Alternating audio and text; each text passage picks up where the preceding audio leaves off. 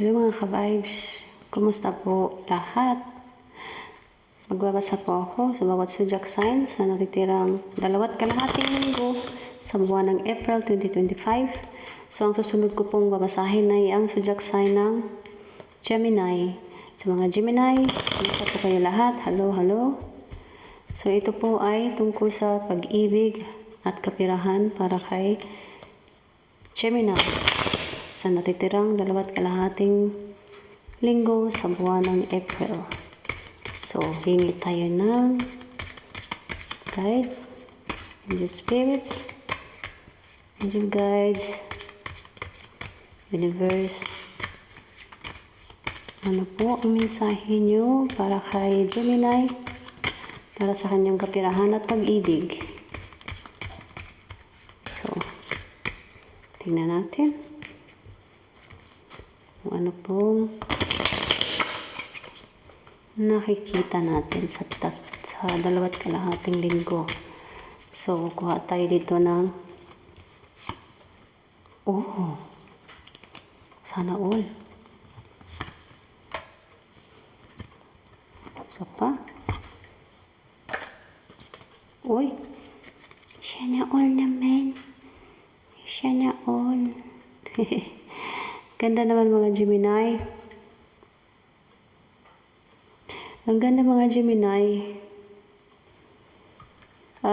Yung nasa okay ang sitwasyon ni Gemini ngayon sa pag-ibig.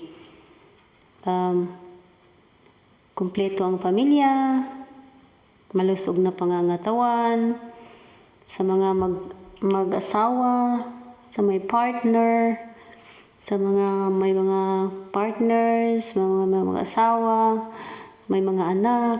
So, kumpleto ang iyong pag-ibig, ang inyong kaligayahan. Nakikita ako dito na walang ano naman, kahit basta kumakain lang 3 ng isang beses. May nakita din ako dito na konting problema, may mga anak. Sa may mga anak ng mga Gemini, sipon, ubo. May mga anak ng mga Gemini, sipon at ubo, mga bata, may mga anak. Huwag babayaan kasi kahit ubot sipon yan, delikado ang panahon ngayon. So, kayong mga Gemini, may mga partners, so nandito yung kaligayahan at peace, yung kontento sa pamumuhay. Opo, ang ganda. So, pinatamaan ni Cupido si Gemini. May nakita din ako dito na may mamit ka ng tao.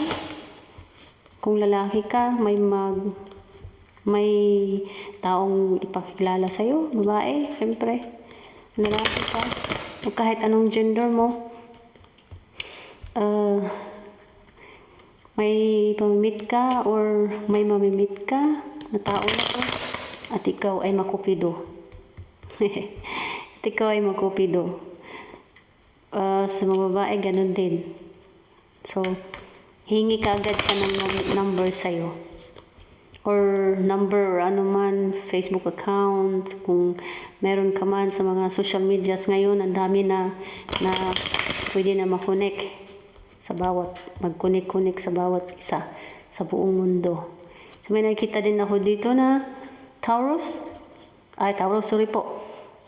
Gemini. May nakikita akong Gemini dito na may meet up na ibang lahi. Opo, ibang lahi. At ito po ay mapera. Hindi naman po mapera na sobrang ano. Basta ito ay okay ang pamumuhay. Mga Gemini. Sa mga single lang po. Sa mga may karelasyon na partner, jowa, asawa. So, yung sitwasyon nyo ngayon ay maganda po ang sitwasyon nyo ngayon. Nandun yung pag-ibig na umaapaw sa bawat isa. So, ito pa. Kukuha tayo ng 3 cards. Ito, tingnan natin. Baliktad. So, Queen of Swords. Queen of Cups. Sa dulo tayo. A Tower. So, mga Gemini, ang pera mo, may pera si Gemini, may malaking matanggap na pera ng mga Gemini, may nagpapadala, may buwan na may nagpapadala na buwan-buwan suporta na siguro sa pamilya mo, anak o mga magulang, kapatid, may nagsusuporta buwan-buwan. Queen of Swords, Queen of Cups, Tower. Huwag kang maglulong sa mga sugal-sugal, mga Gemini, kung anong klaseng mga sugal yan. Kung pwede, iwasan ng mga ganyang klaseng bisyo. O kahit sigarilyo, hinom, kahit anong klaseng bisyo na nakakasira sa kalusugan, pati sa bulsa. Kasi, ang ganda sana ng iyong kapirahan, mga Gemini. Kaso, huwag masyadong malulong sa mga ganyang klaseng bisyo. Kasi alam niyo mga Gemini, may magandang kinabukasan po kayo. May nakikita ako dito na